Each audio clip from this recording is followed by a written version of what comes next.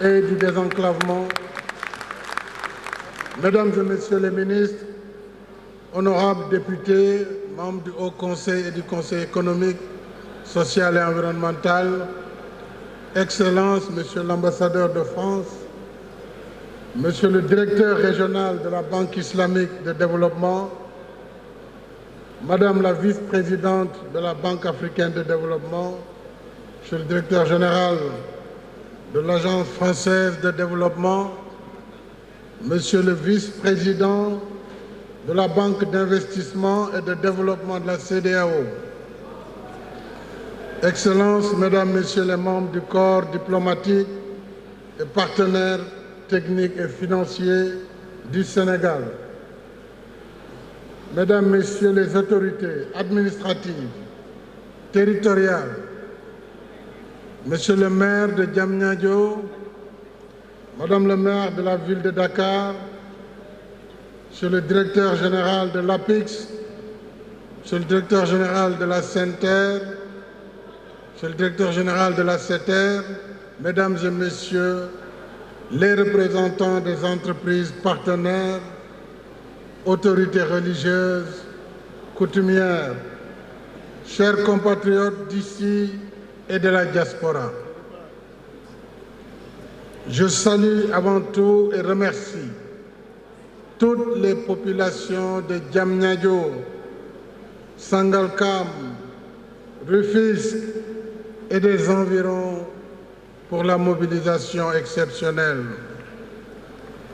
Ce 27 décembre 2021 marque une étape historique dans notre marche collective vers le Sénégal émergent. Une aube nouvelle se lève sur notre cher pays.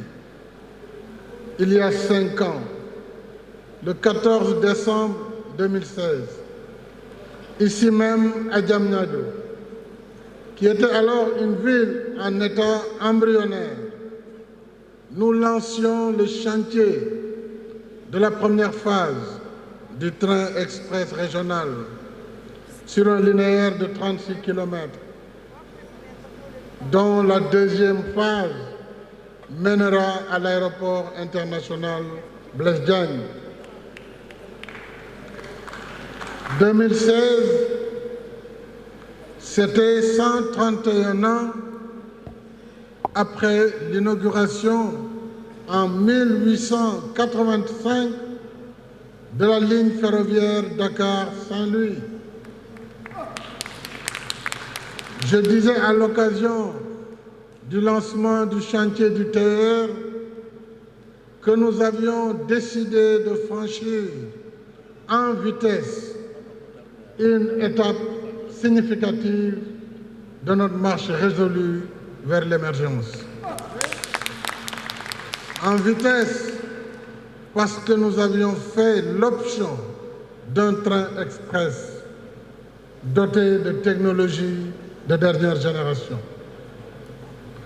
J'ajoutais que nous étions animés par une volonté inébranlable de changer de paradigme, une volonté de vivre notre temps, une volonté d'épouser la modernité, une volonté de regarder l'avenir avec confiance et ambition.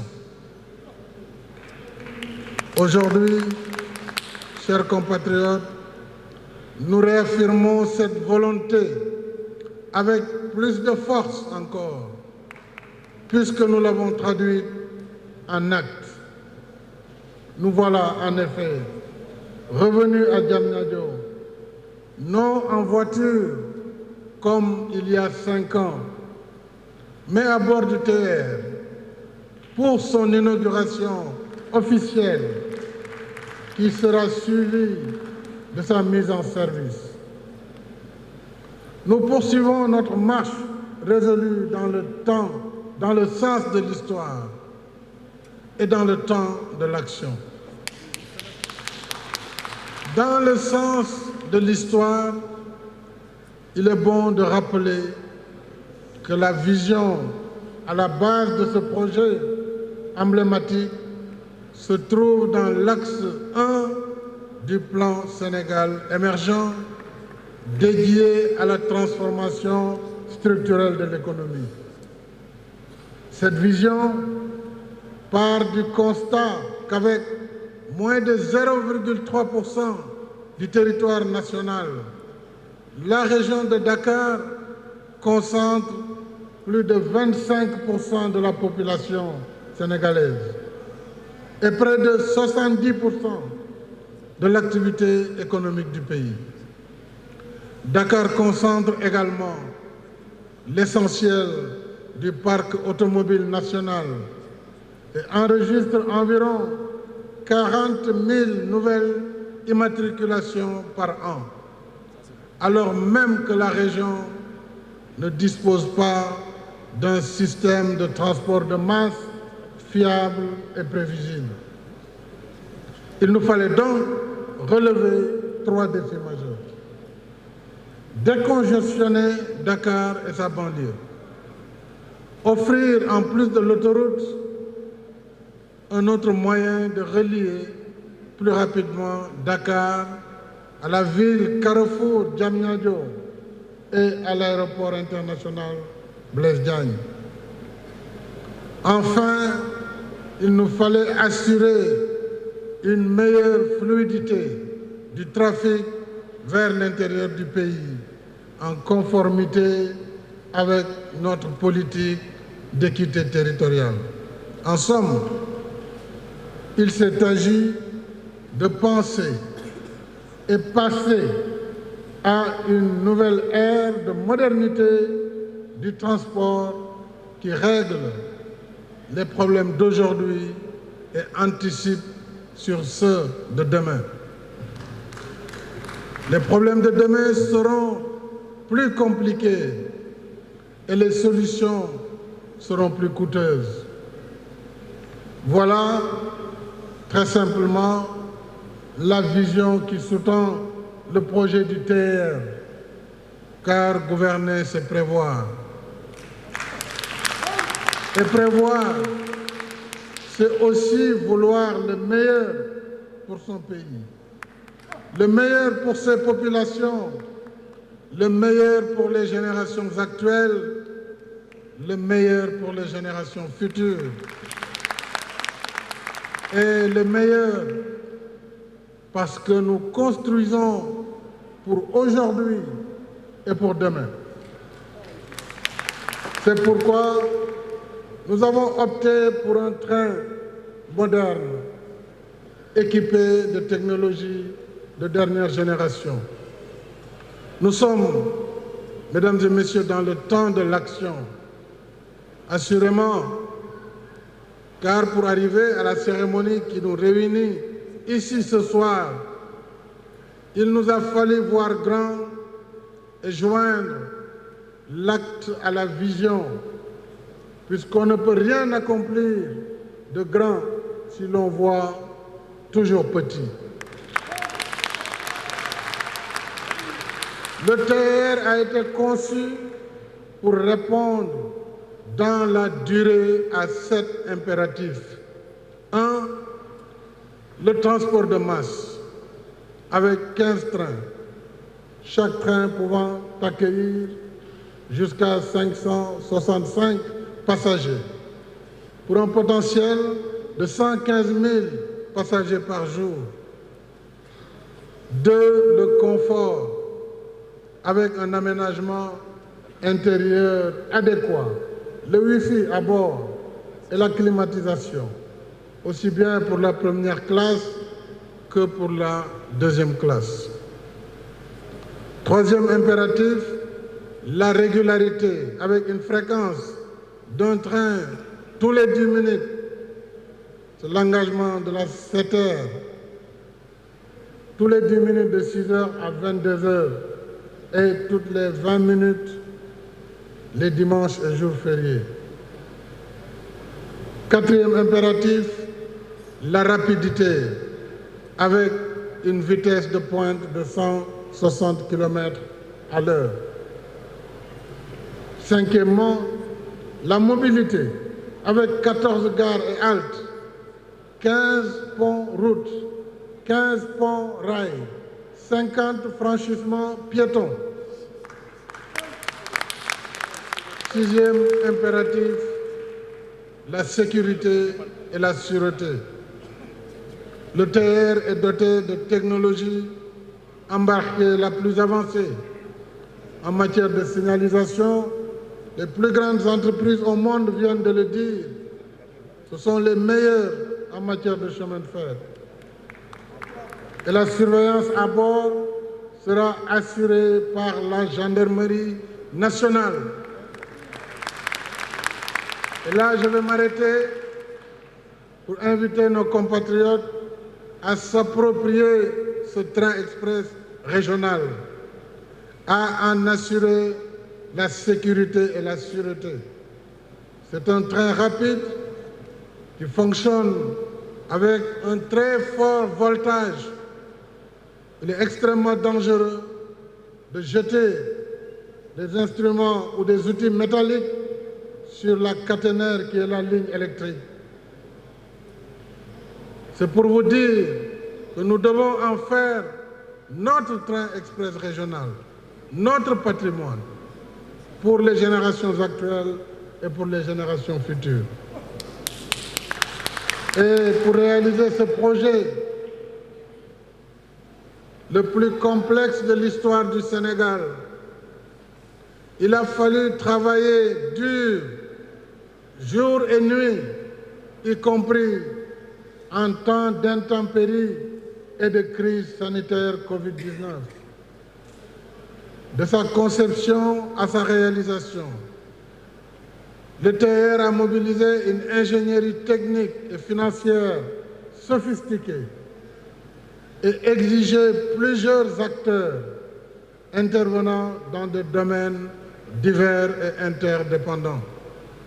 Au total, nous l'avons vu, le chantier a nécessité plus de 25 millions d'heures effectivement travaillées, 7 millions de mètres cubes de mouvement de terre, 300 000 mètres de rails, 300 000 mètres de ballast, 125 000 mètres cubes de béton et 20 800 tonnes d'acier, pour ne donner que quelques indicateurs de l'envergure du projet du TR. Ce projet a généré 4 119 emplois directs et 1 637 emplois indirects, dont la quasi-totalité est occupée aujourd'hui par des jeunes Sénégalais, jeunes hommes et jeunes filles en particulier. Nous avions en effet inclus dans les termes de référence du projet l'exigence de transfert de technologie, parce que nous savions dès le départ et dès la conception que ce projet demanderait des ressources humaines hautement qualifiées, compte tenu de la complexité de sa technologie. Le projet a fait naître tout un écosystème de technologie et de savoir-faire, notamment avec un centre des opérations ferroviaires, un centre de maintenance, des écoles de formation et des simulateurs. Je les ai visités cet après-midi. Je voudrais féliciter la CETER, la PIX, féliciter ces jeunes filles, garçons, hommes et femmes qui se sont engagés et qui ne doivent leur mérite d'être recrutés que par leurs compétences, puisque dès le départ, j'ai tenu à dire au président de la CETER, n'acceptez aucune pression politique. Je ne vous demanderai pas le moindre emploi, que personne ne vous exige de recruter un tel ou un tel. Donc tous ces 900 et quelques jeunes qui ont été recrutés l'ont été par leurs compétences personnelles et je tiens à les féliciter.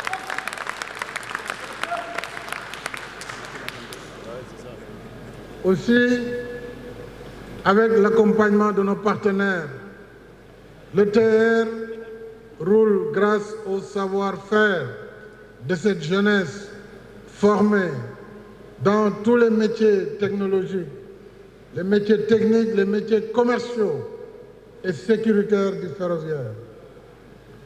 C'est dire qu'en nous transportant de gare en halte, le TR nous fait voyager dans le temps, car il constitue un formidable saut technologique pour le Sénégal et pour l'Afrique.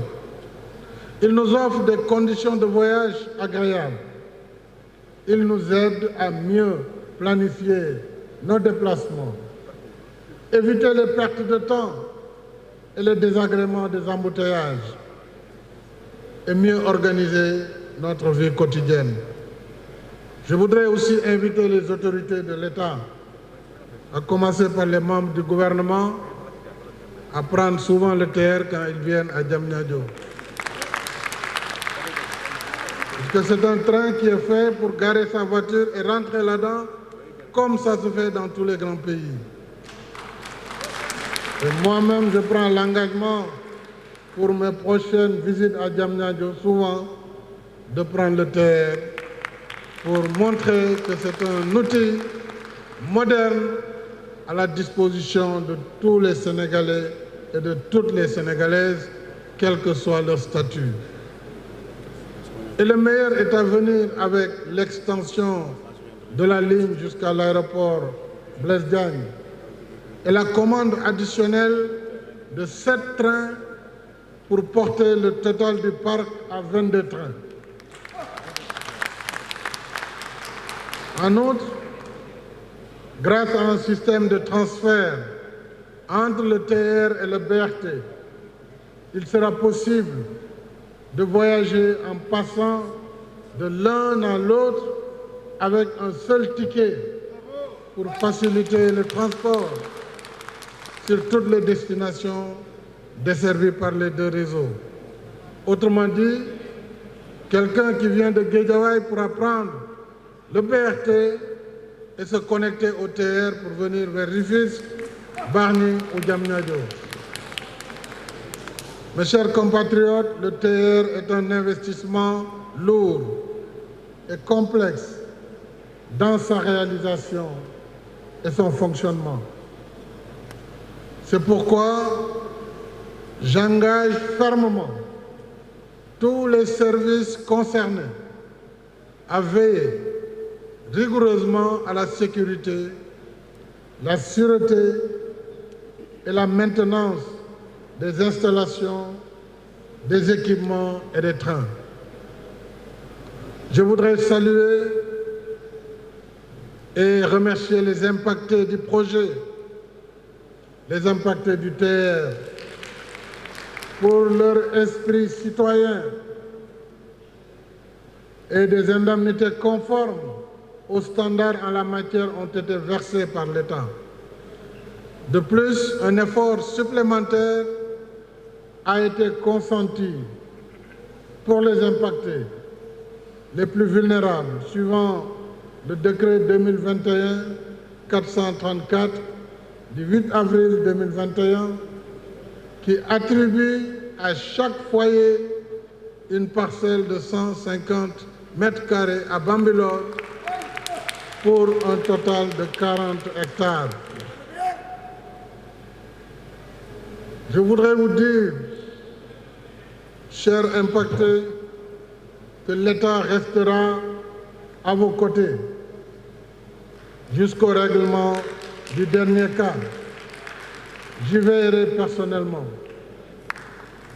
Mes chers compatriotes, mesdames et messieurs, si nous sommes ici ce soir, inaugurant cette œuvre nationale historique d'un coût global de 780 milliards dans sa première phase, c'est parce que nous avons porté nos actes à la hauteur de nos ambitions et que le Sénégal inspire confiance à ses partenaires. L'État du Sénégal a investi 238 milliards directement dans ce projet et a emprunté avec 4 partenaires fidèles à nos relations de confiance qui ont contribué au financement de ce projet par leurs prêts. Mais pas seulement des prêts, puisque pour la première fois avec nos partenaires, ils ont accepté de nous suivre dans le fast track, dans la rapidité pour l'exécution d'un projet aussi important.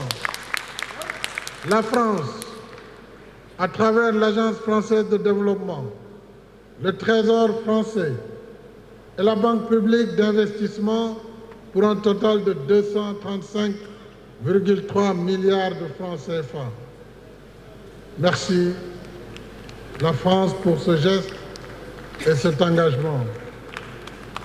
La Banque islamique de développement pour 195,6 milliards.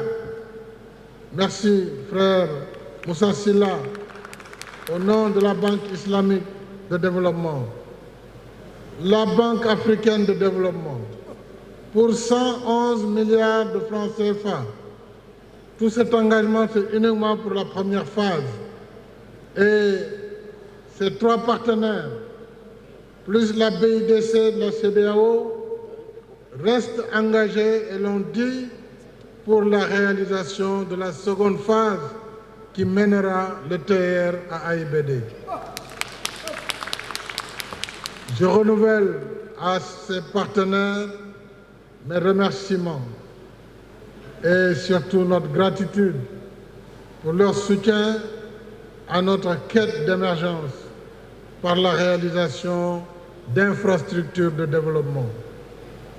Si nous sommes ici aujourd'hui, c'est également grâce à des hommes et des femmes dévoués, corps et âme, qui, jour et nuit, ont consacré au projet leur temps, leurs efforts et leur intelligence. Et je félicite chaleureusement le ministre en charge des infrastructures et des transports terrestres, le ministre des Finances et du Budget, le ministre de l'Économie, du Plan et de la Coopération, ainsi que l'ensemble de leurs collaborateurs et tous ceux qui, par le passé, ont travaillé sur le projet du TR depuis 2016. Je ne saurais ne pas citer le directeur général de l'APIX, M. Mountagassi, qui mérite mes félicitations appuyées, ainsi que toutes les équipes de l'APIX. Ce sont des permanents du projet, parce qu'ils y veillent depuis le commencement. Ce projet complexe a exigé courage physique, perspicacité et surtout expertise technique. Bravo Muntaga, félicitations et merci à tous, ainsi qu'à la SENTER avec son directeur général, M. Abdoundene Sall. Je félicite les autorités administratives, le gouverneur de la région de Dakar, les préfets des départements de Dakar, Rufisque, Pékin,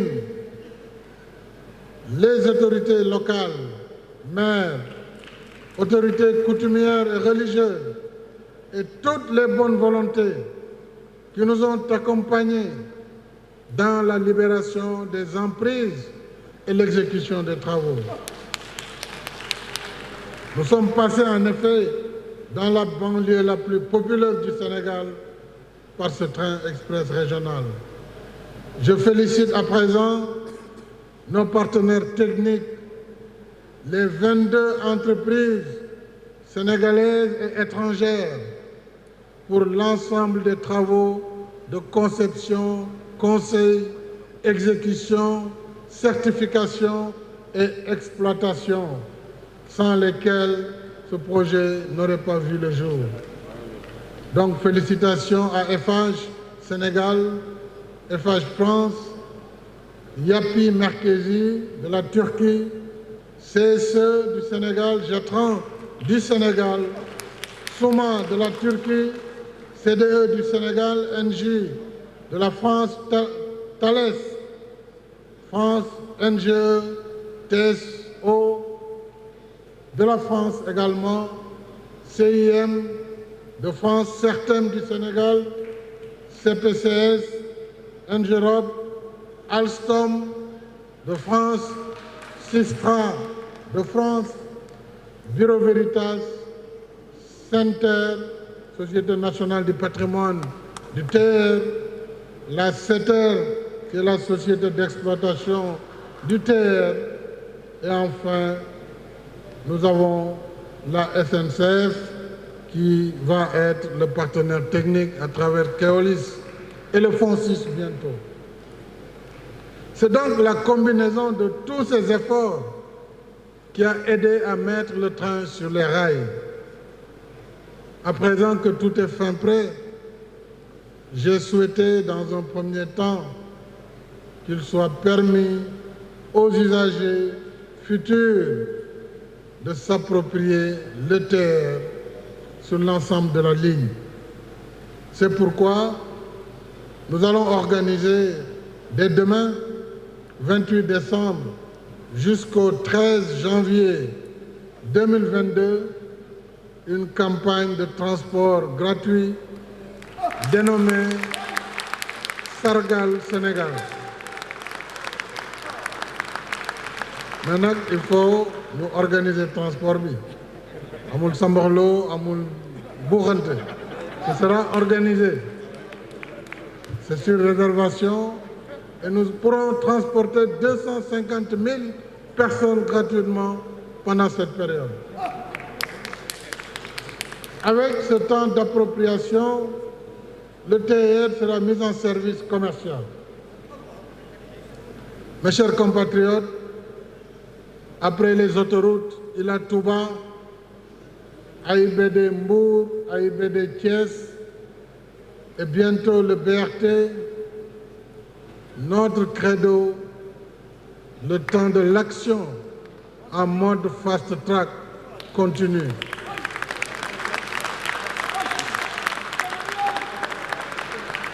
Pour ne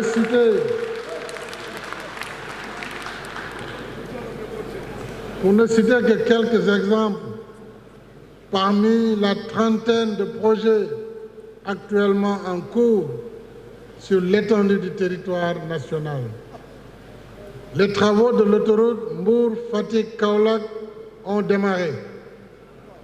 Le chantier du port minéralier et vraquier de Bargny-Sendou sera bientôt achevé. Le port du futur Andayan sera lancé lundi prochain, 3 janvier 2022. La VDN sera prolongée jusqu'à Diamniadio.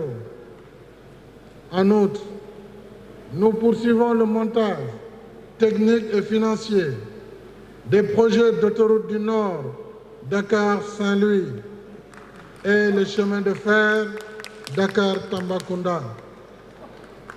Aujourd'hui, ici à Diamniadio, le Sénégal émergent a franchi une nouvelle étape dans sa trajectoire ascendante.